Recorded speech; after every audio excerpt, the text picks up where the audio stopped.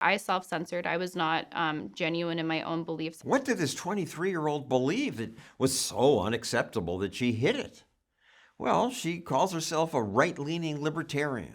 I was afraid to have Thomas Sowell and Jordan Peterson books on my bookshelf. Afraid of Being verbally attacked on social media, being maligned as a whatever ist or ism people might attack me with. So Rikki Schlott kept her mouth shut.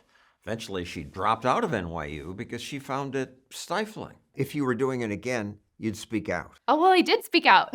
And now here I am. Here because she co-wrote this book, Canceling of the American Mind.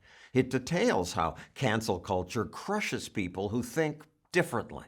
This teacher lost his job for calling a transgender student she. An art history lecturer lost her job simply for showing a painting of Muhammad. The University of Virginia branded this medical student a threat and banished him from campus merely because he questioned the importance of microaggressions. Hundreds of professors have been fired, and censorship that started on campus quickly spread elsewhere. This pro soccer player was fired because his wife made racist posts. This magazine editor resigned over this very old Halloween picture of him posing with his wife.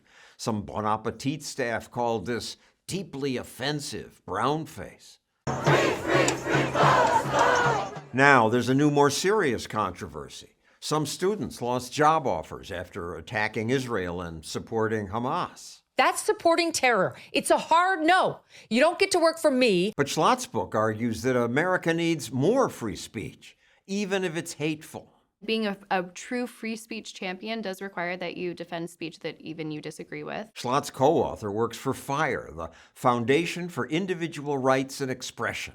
Our definition of cancel culture is anyone who's attacked for speech that is or would be protected under the First Amendment standard. Which means everything can be said, as long as it doesn't directly threaten people. The question at hand with cancel culture is not, am I going to mandate that you can't cancel someone? You are well within your First Amendment rights to cancel people and to malign them on social media. But the question is, do we want to live in a culture where that is our first reaction? Schlott worries about what cancel culture has meant for her generation. Young people who started tweeting when they were kids. The incoming Teen Vogue editor is out of a job over tweets she sent out as a teen. She did tweet racist things. She sounds like a racist. Yes, they were really yucky things that I would never say myself. However, she'd already apologized, and in her job interview with Teen Vogue, they actually asked her about it. So they knew about it. It's not as though this mob unearthed something and just discovered it. Cut young people some slack, she argues. We need to extend grace and forgiveness because young people need to be able to screw up. But based on what I see in my news feeds, young people look more like cancelers than the canceled. Straight white boys being racist. This is transphobic harassment. You were not listening. You were disgusting. The assumption is that your generation is on board with cancel culture. It is true that younger Americans tend to be more pro-cancel culture.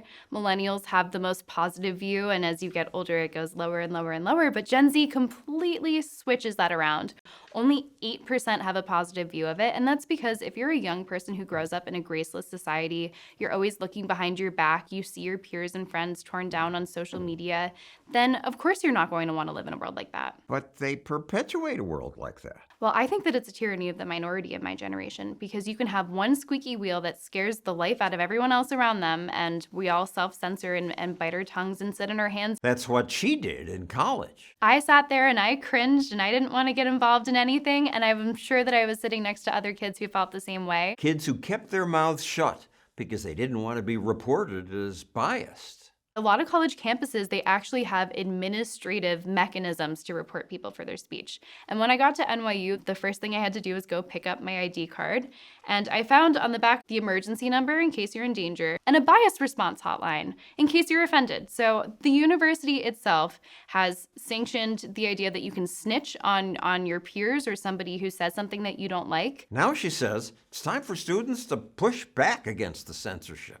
Courage is contagious. As soon as I spoke out at NYU, people came out of the woodwork to approach me and say, oh, thank you for saying that. I completely agree with you. We need to come together and actually fight back against cancel culture and say that we want to live in a free speech culture and not a cancel culture. We promote a free speech culture here at Stossel TV. You can help us do that by clicking that button.